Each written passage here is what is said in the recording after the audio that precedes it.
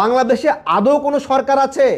মুক্তিযুদ্ধকে বালের মুক্তিযুদ্ধ, স্বাধীনতাকে বালের স্বাধীনতা, আর আমাদের বীরাঙ্গনাদের ভ্যাজাইনাল টেস্ট করতে চাচ্ছে ইলিয়াস। সরকার কোনো মামলা করেছে? আর তাজুল ইসলাম বলতেছে জুলাইকে তথাকথিত জুলাই বললে রাষ্ট্রদ্রোহী অপরাধ হবে।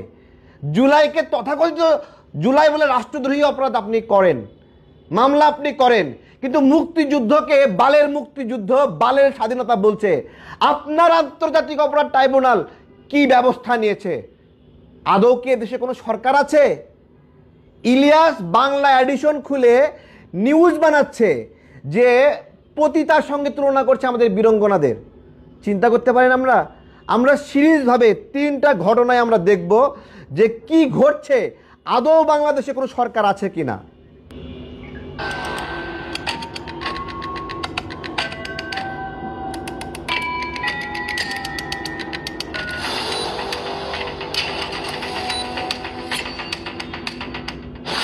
দর্শক, নিষিদ্ধ পল্লীতে শরীর বিক্রি করে টাকা উপার্জনকে যদি পতিতাবৃত্তি বলা হয়, তাহলে 1971 সালের মুক্তিযুদ্ধে যারা ধর্ষিত হবার মিথ্যা দাবি করেছেন তারাও পতিতা। আমাদের মুক্তিযুদ্ধের বীরাঙ্গনাদের পতিতা বানানোর মিশনে নামছে বাংলা এডিশন ইলিয়াসের। মাহফুজ সরকার এই জন্য লাইসেন্স দিয়েছেন এই বাংলা এডিশনকে যে এই কাজটা যদি জুলাই নিয়ে অন্য একটা গণমাধ্যম করত, সেই গণমাধ্যমের লাইসেন্স থাকতো কিনা? এই জুলাই আগে না মুক্তিযুদ্ধ আগে? পতাকা নিয়ে আন্দোলন করা, ব্যানার নিয়ে আন্দোলন করা, আর বুলেটের সাথে লড়াই করা, যুদ্ধ করা, বুকে গ্রেনেড বেঁধে লড়াই করা, এক লড়াই, এক যুদ্ধ। আজকে যা অবস্থা হচ্ছে, আমি একটা একটা করে সবগুলো দেখাবো আদৌ বাংলাদেশে কোনো সরকার আছে কিনা। এটা করে কি করা হয়েছে? পাকিস্তানিদের সাথে আমাদের একটা বিরাট দূরত্ব তৈরি। এই যে কয়েকদিন পরে বাল দিবস আসতেছে, একটা বিজয় দিবস। আওয়ামী লীগের কারো মা বোনরে যদি নাকি পাকিস্তানিরা লাগায় যায়, তোরা তালিকাটা আমার কাছে দিস, আমরা খোঁজ খবর নিব, নিয়ে তারপর দেখবো তার মা বোনদের vaginal check up take up করায় তারপরে নিয়ে আসবো, দেখবো না কি হয়। এটা করে কি এইটার পরে রাষ্ট্র কোনো ব্যবস্থা নিয়েছে? বলেন। 71-এ পাকিস্তানিরা ধর্ষণ করছে, এই জামাতি রাজাকাররা পাকিস্তানের হাতে তুলে দিছে, সেই ধর্ষিত নারীদের ভ্যাজাইনাল টেস্ট করতে চাই জামাতি ইলিয়াস। রাজাকার পুত ইলিয়াস, স্বস্বীকৃত রাজাকার। সরকার কোনো ব্যবস্থা নিয়েছে? কোনো মামলা হয়েছে? এদেশে কোনো সরকার আছে? জাস্ট কিছু বলার নাই। হাঙ্গর নদীর গ্রেনেড নিয়ে তার আরেকটা বক্তব্য শুনলাম। নদীর গ্রেনেড একটা সিনেমা আছে, সেই সিনেমাতে এক বীরাঙ্গনা মা তার সন্তানকে পাক বাহিনীর হাতে তুলে দিচ্ছে এবং মুক্তিযুদ্ধকে লুকিয়ে রাখছে।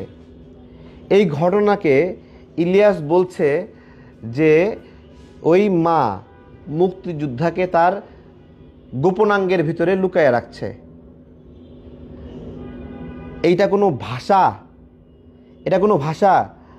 আর এক বীরাঙ্গনা নারী পাক বাহিনীর পুরুষাঙ্গ কেটে নিয়েছিল। এটাকে ইলিয়াস বর্ণনা করতেছে যে ওই মা তার পুরুষাঙ্গ কেটে নিয়ে তার গোপনাঙ্গের ভিতরে লুকায় রাখছে।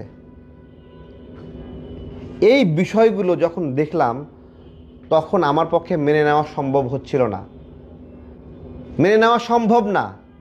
এই দেশের সন্তান আমি, আমাদের পূর্বপুরুষরা লড়াই করেছে, আমাদের মায়েরা লড়াই করেছে, তাদের সেই লড়াইকে আজকে বিকৃত করার মিশনে নেমেছে। এই যে ফুয়াদ, মুক্তিযুদ্ধের সংখ্যা নিয়ে এদের জ্বালাপোড়া। পিনাকি, মুক্তিযুদ্ধের সংখ্যা নিয়ে জ্বালাপোড়া। আর ইলিয়াসের শুরু হয়েছে আমাদের বীরাঙ্গনার সংখ্যা নিয়ে জ্বালাপোড়া। আরে জানোয়ারের দল, আমাদের বীরাঙ্গনার সংখ্যা 10 জন হোক, 10 জন হোক, তোরা পতিতা বলার সাহস পাইলি কিভাবে পাইলি? আমার শহীদের সংখ্যা 30 লাখ। 16ই ডিসেম্বরের আগে 1 ডজনের বেশি আন্তর্জাতিক পত্রিকায় আছে শহীদের সংখ্যা 30 লাখ। শেখ মুজিবের বানানো শহীদ না, সেই শহীদের সংখ্যা এরা নামায় নিয়েছে 2000। পিনাকি বলে 2000, ফুয়াদ বলে 7000। আর ইলিয়াস আমাদের বীরাঙ্গনার সংখ্যা নামায় নিয়ে আসছে 530 জনকে। এগুলো মিশনে নামছে।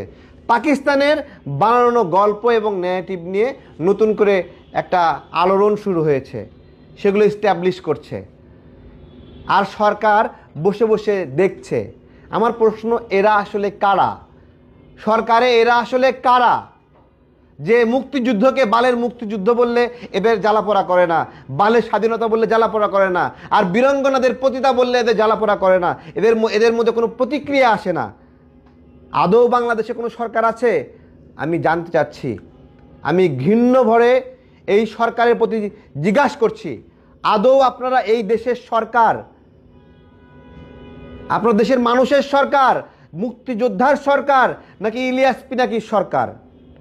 জিজ্ঞাসা করছি যে বীরাঙ্গনাদের পতিতা বানানোর পরেও কোনো মামলা হয় না, আর বলতেছেন জুলাইকে তথাকথিত জুলাই বললেই রাষ্ট্রদ্রোহী অপরাধ হবে।